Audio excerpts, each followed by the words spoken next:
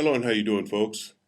Yours truly, Randy Rand here for another version of RandeeRand.com. Today we spoke with Dedrick Asante Muhammed.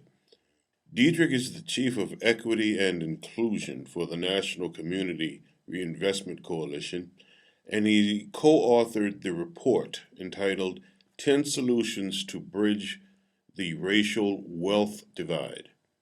This interview was a part of my ongoing documentary discussion, Racism, Poverty, and Income Inequality in Black America. How do we move forward?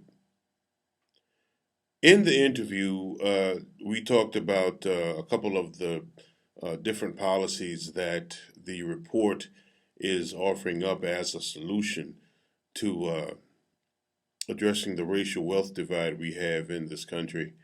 And one of the first ones we discussed was postal banking. I had never heard of that before, and it was kind of mind blowing how the postal service can serve as a, a means to provide loan services to small businesses or people for small little loans. It kind of gives competition to the payday lending schemes. Payday lending schemes I had heard of before, but the postal service banking I had never heard of. So you definitely want to pay attention to that. We also talked about reparations. Um, you know, and I had said, hey, we've been hearing talk about reparations for God knows how many years. Nothing's ever done on it. You know, I asked him to speak to the seriousness of it, and he is quite confident that uh, that there is serious conversation going on about it. As he had mentioned, there are congressional committees that have been appointed to discuss reparations and to address it. Um, I was kind of blown away by that. I'm not blown away by the fact that they're recommending it. I think it is high time for reparations. Um, but I've never seen it become so very serious, and he discussed that at length. So you certainly want to listen to that as well. We also talked about the obvious raising taxes on the super rich, um, and how that money can be used to finance much needed change that we have in today's society to try and equal the scales, you know. And we also talked about the public and political outcry for the changes that the report is calling for. There's been um, a lot of outcry for some of these changes that the report calls for, and from the looks of it, things are pretty serious and getting pretty heated with regards to implementing these changes. If you're really into seeking changes for the better, you certainly want to listen to this interview. As Derek, he strikes me as a brother that has his head on straight, and their organization as well. Certainly, it's about the business, and I tell you the truth, I expect change to be made. Maybe not overnight, but I expect change to be made through uh, reports like this and organizations like Dedrick's, and I'm pretty excited. I'm pretty excited, and this interview left me to feel as such. So certainly, you want to listen to this interview. This is yours truly, Randy Rand, and thanks for the time. And we're back. Yours truly, Randy Rand here for another version of RandeeRand.com, and we are so pleased to have on the show today Mr. Dedrick Asante Muhammed, and he's the Chief of Equity and Inclusion for the National Community Reinvestment Coalition. Dedrick has co-authored an article. In actually, it's a report entitled "10 Solutions to Bridge the Racial Wealth Divide," and this interview is a part of my ongoing discussion and documentary, the racism, poverty, and income inequality in Black America. How do we move forward? And Dedrick was so kind to give us some of his very valuable time today. Good morning, Dedrick. How are you? Good, good. Thanks for having me. Yes, sir. Thank you for coming on to the show today. We're going to get right to it and do it. And I want to ask if you could please explain about the work that the National Community Reinvestment Coalition does. Yeah, great. Well, so NCRC, the National Community Reinvestment Coalition, started in 1990, and it's a coalition of community reinvestment organizations, community development corporations, community organizing groups that are all focused on greater economic opportunity in their communities. And we're most specifically known for a lot of our leading work in doing advocacy around CRA, the Community Reinvestment Act. Okay, now, one of the proposals in the report is postal banking. And to tell you the truth, I've never heard of that before. If you could please define what postal banking is and its significance.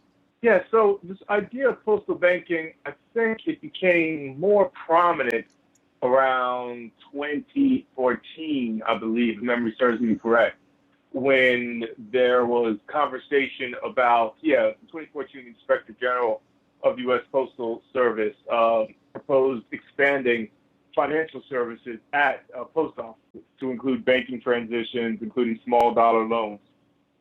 The idea behind that is one, we have this infrastructure of the Postal Service all throughout the country that with, going on 20, 30 years now of email and what have you, that there's been a lot of shift in its usage. And with that, there's been a recognition too that, banks, outright banks have not been in many of our more moderate income, lower income communities, also rural areas. And that why not recognize the need and utilize the infrastructure of the kind of the postal infrastructure to do some type of small business financial, well, it's not small business, but small financial transaction that would give, financial services and tools to the public at large in a way that our current banking infrastructure and foreseeable future banking infrastructure wouldn't provide. So it was a, kind of taking two things and realizing that there's opportunities to bring these things together to actually, fill a need that we feel is not being met right now throughout the country. Do you see postal banking as catching on? I think it could. No, I think it very well could. I think you would need, presidential support to do that. But I think, we're really at a time of big policy ideas. And two, I think people recognize that, it can be a helpful competitor to payday lending, which most oftentimes, leaves people in worse off financial shape. So, and I don't see why actually it would be. I don't think actually the major banks would have major issues with this because I don't think it's really a threat to their, big ticket items, or let me say where they make the most of their money. So actually, I think it, could be a place where you could get agreement from the private sector, and I think even a lot of, politicians from more rural districts could find this as a service to their constituents. Another proposal in the report is a congressional committee on reparations. There's been much discussion about reparations. Can we realistically expect that there's going to be serious discussion about the granting of reparations? I think so. I think we can. Yeah, I really do actually think we can. I think, we're hearing more discussion among presidential candidates on the Democratic side than I ever remember hearing about these issues. And I think that at the least pushing forth what historically was, I think, HR House Resolution 40 to have a congressional inquiry investigation into reparations for African Americans as it relates to enslavement, but also post-Reconstruction white supremacist practices Yeah, I don't think actually that's even a radical far reach, particularly with a Democratic Congress, Senate, and we'll see what happens in the next presidential election. I think, there's a big step from having this committee, the committee making recommendations, and then the biggest step, I mean, these are all big steps, will be then implementation. These are implementation of what comes out of this committee. But I think the first step, and I think it's a very actually doable step, is to finally have this committee move forward, something that's been historically put forward by Congressman Conyers out of Michigan for 20, 30 years. I think we're at a historic juncture where we might actually see some movement on that. Now, what, in your opinion, what does reparations look like? Well, in my opinion, reparations can look like a lot of things, and I think that's why it is important to have a congressional committee to really focus in and think through what this would look like. I think what I'll highlight is what I don't think it is, and I think some people confuse, is they confuse progressive, inclusive economic policy, like, let's say, one of our recommendations is full employment, right? We'll say something like that, even Medicare for all or something like that. It's saying, well, that's racially inclusive, and that is reparations in a sense. And I would say, no, that's not reparations. That is inclusive, bold, progressive economic policy. That is positive. We need that in order to have an economy where if there is reparations, we actually could repair and heal the economic wounds that have occurred to different populations who deserve reparations. But I think reparations would be a host of things, as it's been with other groups. Because it's not like reparations hasn't been done. There has been some reparations for Japanese internment. There's been globally reparations for many different types of communities. Probably the most known is, Jewish community out of World War II. And there's a whole mix of things, including actual outright payments, including kind of ensuring curriculum, official apologies, having memorials, even having government-supported investments to ensure that this community can move forward. It is important that American Congress, explores this and, puts forth ideas of what they think reparations could be. But, one thing I would add to this is I think, most people think of, of like 40 acres and a mule or something like that, and I think those things are important. But one thing I think is also important to note is that even if there is some type of financial compensation given out to African Americans who have to deal with some of this past history, if we don't have a progressive economy, if we have a regressive economy as we've had for the last 30, 40 years, where when the economy does grow, most of the wealth and income is concentrated at the top, even reparations won't be able to really repair the socioeconomic disenfranchisement of African Americans, or if you do reparations for Native Americans, wow. We have to have a progressive economy and reparations in order to really move these things forward.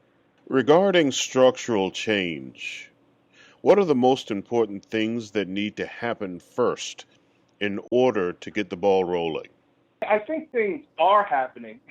And I guess I would like a little bit more specificity in your question. I mean, in order to get what ball rolling? On one of our particular 10 or on all 10 of our policy solutions? Well, I tell you, I would say, I would guess, to get the, with regards to all 10 policy proposal, of course, understanding, you can't do everything all at once, but you have to start somewhere, of any Yeah. of any of the 10 proposals. Where do you start? How does it start? And so forth. Yeah.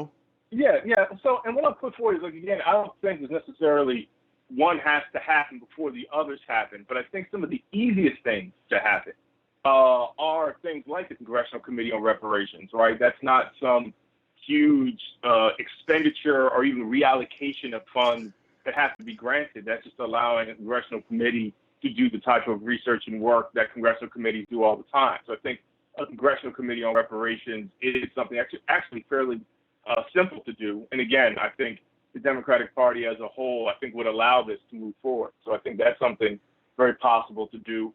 and I guess these are our last three policy solutions. We have improved data collection on race and wealth.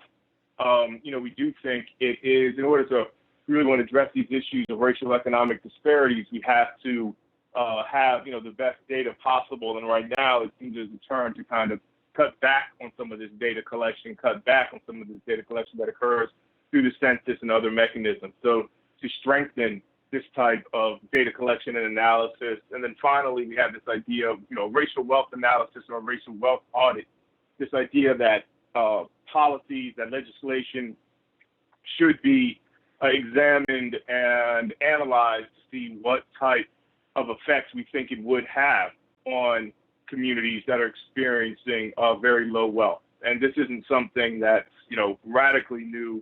There's, different types of things about policy analysis to see how different bills would affect the national debt, these types of things. So I think what we need to do is do something like the Congressional Budget Office that would look at policies, because sometimes people put forward policies and they say it's going to help everyone equally or to help the poor more, but then when you actually get a breakdown, you see it actually has been regressive and is mostly helping just the wealthy or those who already had high income. And so I think having racial wealth analysis of legislation that actually is not something, again, that requires huge expenditures or what have you, but it's just something that could be added to the analysis of bills. So I think those three things are very, very doable, and could easily occur. And then, I think what's, again, exciting is that we're talking about both things that we haven't in the past, like Medicare for all.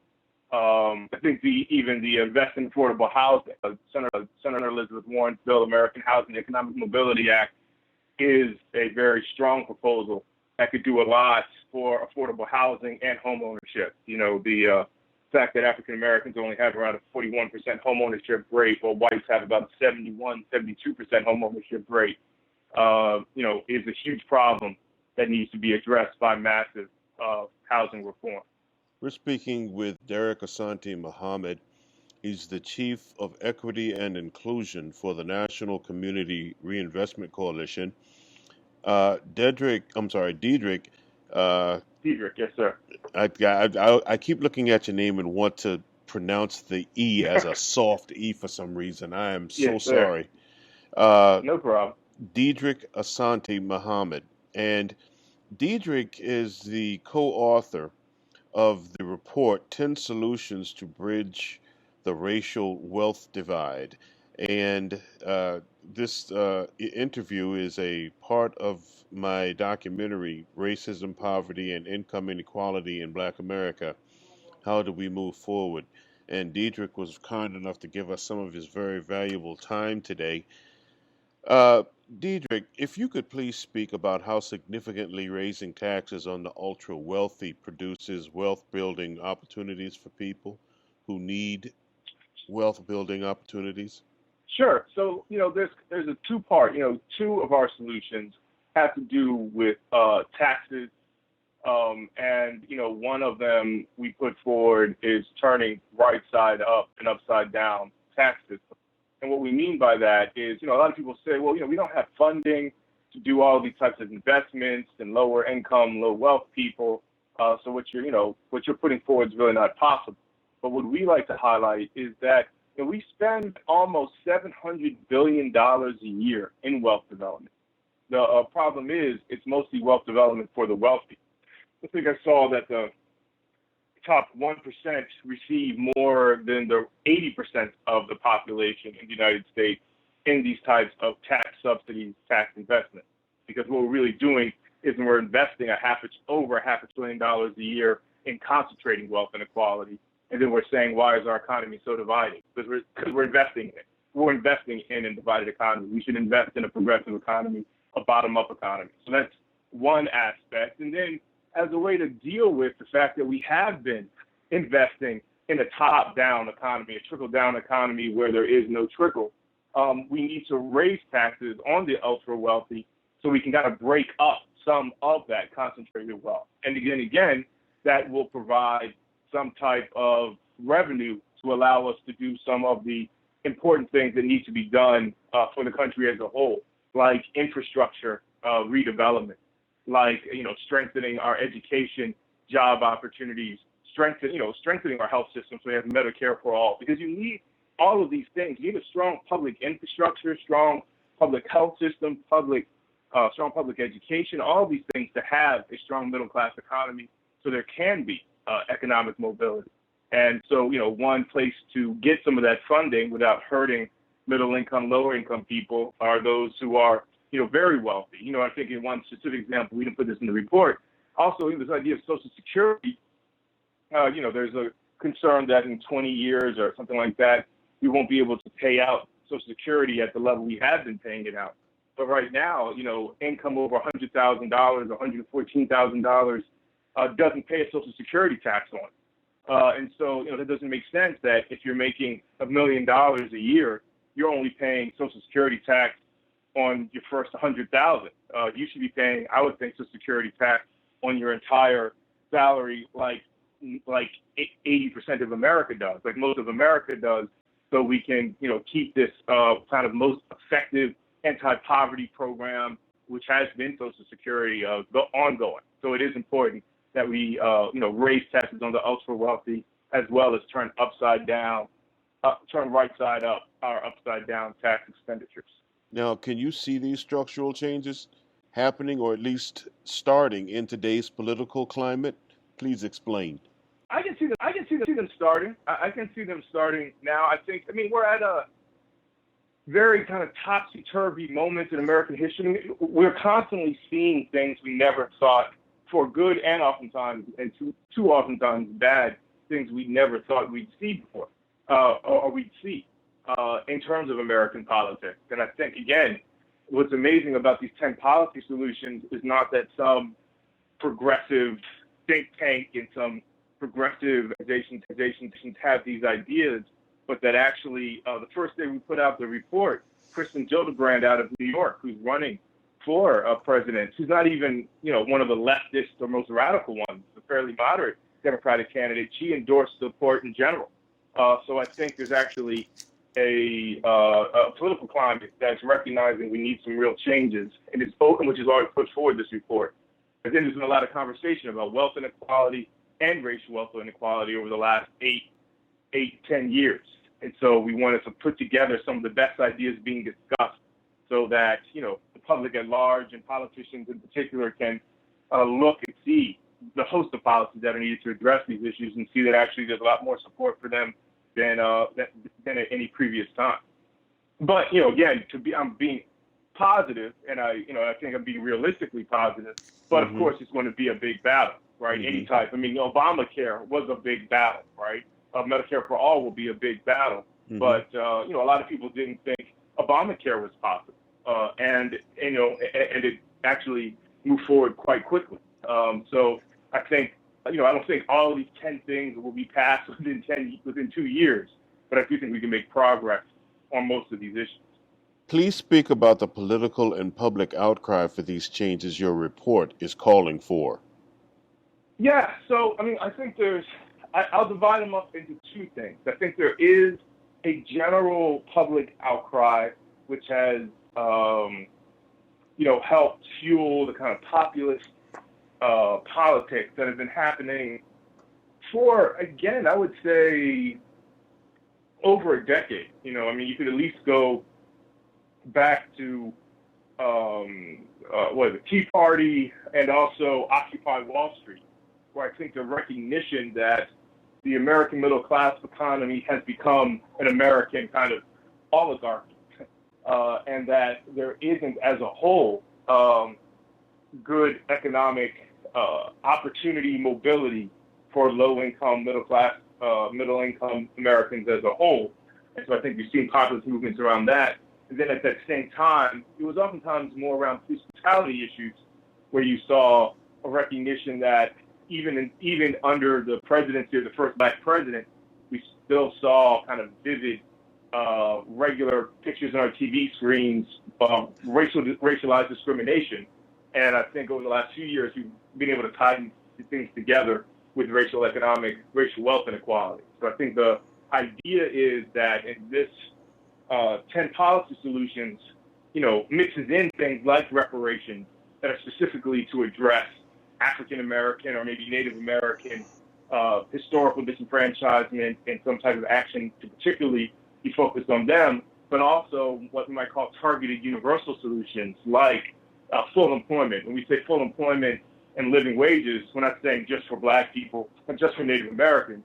We're saying there needs to be full employment in this country, and that let me harken back to the creation of the American middle class economy. America hasn't always had an American middle class economy. This thing was created in, say, the 40s, the 50s. We had strong economic growth with massive government investment into programs that kind of de facto created full employment, de facto created massive subsidies for home ownership and housing and for higher education. And that created the great white American middle class. We kind of retreated from that vision since, let's say, about 1980. So the American middle class hasn't grown at the rate it has in the past. And even more challenging, Blacks and Latinos Native Americans have never really been included in the middle class, particularly as it relates to wealth. So we're kind of calling for, we need to reinvest in a new 21st century American middle class. And I think that's the overall focus of this report. Many people believe that the individual behavior actions of people have much to do with their lots in life, either improving or declining in their quality of life. This individual behavior actions is mentioned in the executive summary. The executive summary goes on to mention the structural barriers that hinder people in their efforts to get ahead in life. Please speak to some of these structural barriers. Well, yeah. So, I mean, again, as I noted, that, it's not that just individuals have all of a sudden made bad decisions over the last 30, 40 years. If that was true, well, you wouldn't see kind of a mass, all of a sudden change in individual behavior. What has been clear is that government expenditures, government policies have changed, over the last 30, 40 years. So, as has been noted in public discussion, there used to be a top tax rate, for those making the most amount of money. It might go up to 70, 80%. Now the top tax rate, I think, is around a little over 30%. And so, again, and that has real consequences on what type of investments can occur so that, we can, invest in infrastructure or healthcare or these types of things. So the fact that, and, again, it used to be that when the economy grew, that middle income households' income would grow. So would lower income. We have a stat here, 1949 to 1979. I think the lowest income, 20%, saw their income growth at over 100, I think over 115% over those 30 years. But from 1980 to I think 2010, we saw that the lowest income quintile, lowest income 20% of America actually saw their income as a whole, if you adjust for inflation, actually decreased by I think like 14, 15%. So again, this wasn't individual decisions by low income people. This was, our economy changing where you didn't have good middle class, middle income jobs for a high school diploma. You didn't have these jobs replaced with living wage jobs as the manufacturing sector changed. So you saw tax policy changing, or you saw a growing concentration of, large corporations, right? And so you don't have as many thriving small businesses, small farms, these types of things. So we have to deal with these large structural issues so that individuals actually have an opportunity through their effort to, have the type of success that their parents might have had, depending on who their parents and grandparents were. We are speaking with Dedrick Asante Muhammed. He's the Chief of Equity and Inclusion for the National Community Reinvestment Coalition. And Dedrick co-authored the report, 10 Solutions to Bridge the Racial Wealth Divide. And since we're sitting here talking about his report, our conversation is a part of my documentary project, Racism, Poverty, and Income Inequality in Black America. How do we move forward? And Dedrick was so kind to give us some of his very valuable time today. And we are in the home stretch here, Dedrick. And the final question I want to ask is about policy. Policy matters. And what your report is proposing is new policies or new progressive policies to move us forward. And I want to know your opinion about if what we don't adopt, if we don't adopt the policy proposals that your report is proposing, what peril are we facing, or are we facing any peril if we don't adopt them? Well, yeah. I mean, I think again, historically, America has been thought of as a booming economy or as a strong economy with a strong American middle class. What we are on a path to becoming is a country with maybe a strong economy, GDP might grow, these types of things, but actually one where you have a small elite, and then you have kind of the rest of the country that's fairly economically insecure. And I think the historic racial disenfranchisement that's happened in this country. I always say that people like to say about race relations that, well, we're not where we want to be, but we're getting there. But in terms of racial economic equity or opportunity, we're not even getting there. We're continuing on a path of ongoing racial economic apartheid for Blacks, Native Americans, and Latinos.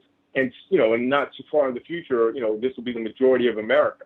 And highlighting a report that African Americans have median wealth of $3,400, Latinos have median wealth of around $6,500, and whites have median wealth of almost $150,000. That type of huge disparity, will be the future, and it could even grow, particularly for African Americans. So I think it would be a much more divided country. Even within white America, in terms of growing part of white America will have less and less economic insecurity. So I don't think that's a path the country wants to continue to head on. And that's why it's important that we deal with these policies now, because as the policy, as the paper notes, kind of, the best time to plant a tree was 20 years ago. The second best time is today. And the quicker we start dealing with these issues, the less drastic action we'll have to take. We've been speaking with Dedrick Asante Muhammed. He's the Chief of Equity and Inclusion for the National Community Reinvestment Coalition. Dedrick co-authored the report, 10 Solutions to Bridge the Racial Wealth Divide.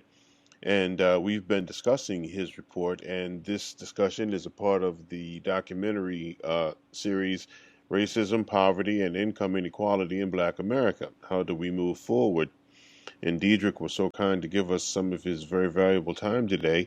And in closing, Dedrick, please feel free to plug your report as well as any other project you may be involved in. Sure. Yeah. Well, people should Google our report, 10 Solutions to Bridge the Racial Wealth Divide. I think they'll find it interesting. They can also go to the website inequality.org. It has a lot of great information on economic inequality in all aspects. They can also check out our Facebook page, Bridging the Racial Wealth Divide. You can go on Facebook and find that.